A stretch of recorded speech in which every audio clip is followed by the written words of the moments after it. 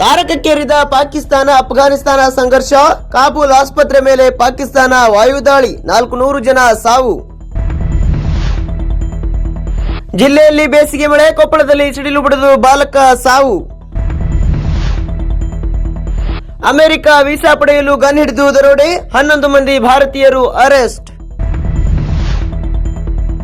ದಶಕಗಳಲ್ಲೇ ಅಪರೂಪದ ಘಟನೆ, ಸ್ಪೀಕರ್ ಖಾದರ್ ಎದ್ದು ಹೋದರು, ಲಿಖಿತ ಉತ್ತರ ಕೊಡೋದಕ್ಕೆ ಅಸಮಾಧಾನ.